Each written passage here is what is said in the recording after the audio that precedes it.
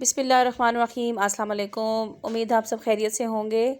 मूली का बड़ा ही अच्छा मौसम आ चुका है। बहुत ही क्रिस्पी क्रंची मूली बाज़ार में मौजूद है। तो वो लोग जो मूली के बहुत शौकीन हैं, मूली से बना के सब्ज़ी खाते हैं या मूली के पराठे या मूली को किसी भी तरीके से इस्तेमाल करते हैं, आज की रेसिपी उनके लिए है। और वो लोग जो नहीं खाते उनके लिए भी कि वो भी इस तरीके से सालन बना के खा सकते हैं। बहुत ही चटपटा करारा बनता है, बहुत ही मज़ेदार बनता है।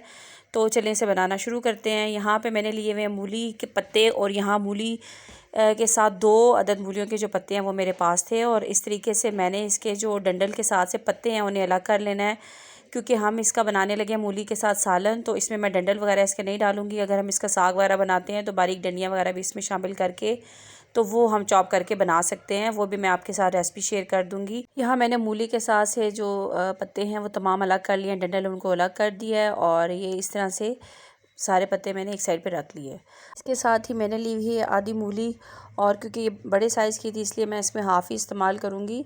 और इसको अच्छा सा पील करने के बाद मैंने इसको छोटे छोटे टुकड़ों में काट लिया है। और जो पत्ते हैं उनको भी बारीक काटने के बाद मैंने 2 से 3 दफ़ा पानी से निकाल लिए, क्योंकि इसमें काफ़ी मिट्टी होती है।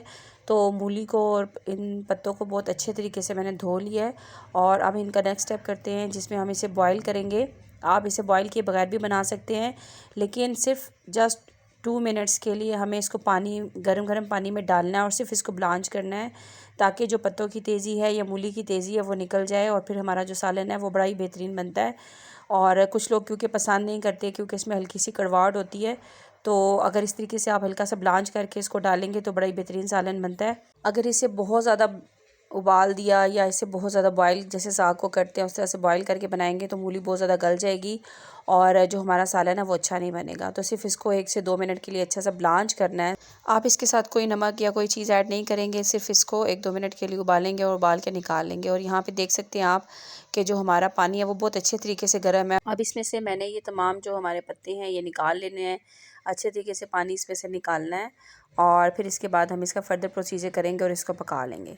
मूली के पत्तों के बेतहाशा फ़ायदे हैं, जो कि इस जिगर के पेशेंट हैं उनके लिए बेहतरीन चीज़ है। जिगर और गुर्दे जो हैं उनकी सफाई करती है, उसके अलावा खून को भी साफ़ करती है।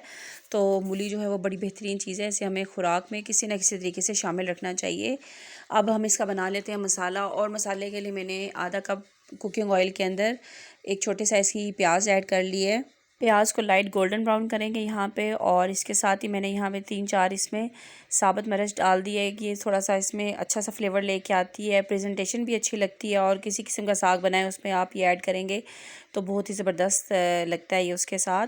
और इसको मैंने हल्का सा फ्राई करना है प्याज के साथ। लाइट गोल्डन कलर आ जाएगा तो उसके बाद हमने इसके अंदर ऐड करना है लहसुन और अदरक। अक्सर लोग मूली बनाते वक्त अदरक ऐड करते हैं और लहसुन ऐड नहीं कर रहे, लेकिन मैं दोनों चीज़ें ऐड करूँगी। लाइट गोल्डन कलर के बाद इसमें लहसुन और अदरक मेरे पास यहाँ पे तकरीबन 1 टेबल स्पून के बराबर है। और इसको अच्छा सा इसके साथ फ्राई करेंगे कि लहसुन और अदरक की जो स्मेल है वो ख़त्म हो जाए, कच्चापन ख़त्म हो जाए।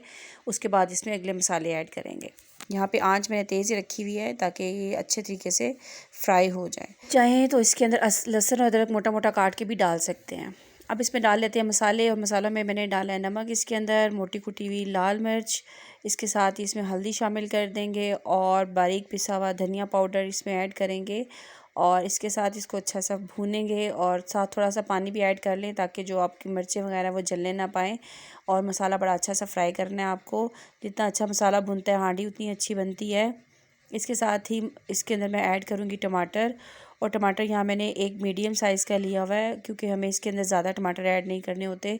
आप चाहें तो थोड़ा सा दही भी ऐड कर सकते हैं। तो टमाटर मैंने इसमें डाल दिए और टमाटर को उस वक्त तक भुनाई करेंगे जब तक कि ये सॉफ़्ट ना हो जाए, क्योंकि अगर इस स्टेज पे इसमें हमने सब्ज़ी डाल दी तो टमाटर इस बेहतरीन किस्म के गलते नहीं है, वो उनकी स्टॉप हो जाती है कुकिंग। तो टमाटर को थोड़ा सा पहले सॉफ़्ट कर लेंगे और उसके बाद इसके अंदर हम जो हमारी उबली हुई सब्ज़ी है वो इसके अंदर ऐड करेंगे। तो टमाटर हमारे बेहतरीन से सॉफ़्ट हो चुके हैं, गल चुके हैं। अब इसके अंदर शामिल करेंगे हम मूली के पत्ते, जो कि हमने उबाल के रखे हुए हैं। मूली और उसके साथ मूली के पत्ते दोनों ब्लांच करके रखे हुए थे, ये इसमें ऐड कर देंगे। इसमें अभी भी थोड़ा सा पानी जो है वो मौजूद है, जो कि हमें इसकी कुकिंग में हेल्प करेगा। इसके साथ हमें पानी वगैरह बिल्कुल ऐड नहीं करना। मसाले के साथ इसको अच्छा सा मिक्स करना है और इसके बाद इसी के साथ ये दम पे ये पक जाएंगे। बड़े ही बेहतरीन सा कलर आपको नज़र आ रहा होगा, बहुत ही फ्रेश हैं पत्ते भी और इसके साथ मूली भी, दोनों चीज़ें बहुत ही बेहतरीन सी लग रही हैं। और जितना अच्छा मसाला बना होगा उतना ही अच्छा फ्लेवर आएगा। इस वक्त इसमें बहुत ही ज़बरदस्त खुशबू आ रही है। आप इसी तरीके से मूली के पत्ते और मूली बना के वो पराठे वगैरह में भी इस्तेमाल कर सकते हैं, जो कि साग वगैरह के पराठे खाना पसंद करते हैं उनके लिए। और अगर मूली के पराठे बनाना चाहें तो उसके लिए अलग से उसको मैरिनेशन बना के वो पराठे बना सकते हैं। तो यहाँ पे अच्छे तरीके से मैंने इसे मिक्स कर लिया है। अब मैं इसको ढक के रखूँगी 5-10 मिनट के लिए हल्की आंच के ऊपर, ताकि जो इसके अंदर कसर रह गई है वो अच्छे से गल जाए। आंच यहाँ पे मैंने लो कर दिया है ताकि हल्की हल्की आंच पे ये बने, क्योंकि बॉयल तो ये ऑलरेडी हो चुके थे। और अब मैं इसके अंदर थोड़ी सी ऐड करूँगी हरी मिर्चें। जैसी ही हरी मिर्च इसके अंदर ऐड करते हैं तो जो खुशबू आती है वो बहुत ही ज़बरदस्त होती है, औसम होती है। किसी भी साग में जो हरी मिर्च होती है वो एक बड़ा ही डिफरेंट सा फ्लेवर लेके आती है।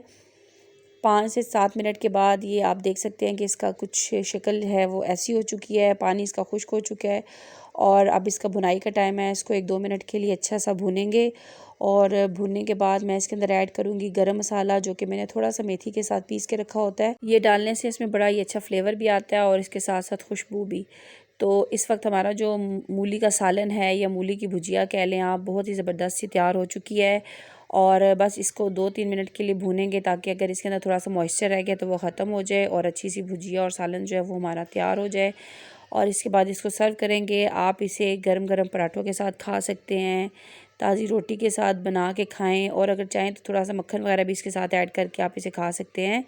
तो सालन हमारा बेहतरीन सा तैयार हो चुका है। आप देख सकते हैं कि देखने में कितना ज़बरदस्त लग रहा है। आपने इसे ज़रूर बना के ट्राई करना है। इसके साथ वीडियो को शेयर भी करें। आज की वीडियो उम्मीद है आपको पसंद आई होगी, और अगर पसंद आई है तो लाइक के बटन को प्रेस करें। चैनल को सब्सक्राइब करना मत भूलें। इसके साथ साथ बेल आइकन के बटन को लाजमी प्रेस करें, ताकि आपको नई आने वाली वीडियोज़ टाइम पर मिल सके। फिर मिलेंगे एक नई रेसिपी और एक नई रेमेडी के साथ। तब तक के लिए अल्लाह हाफिज़।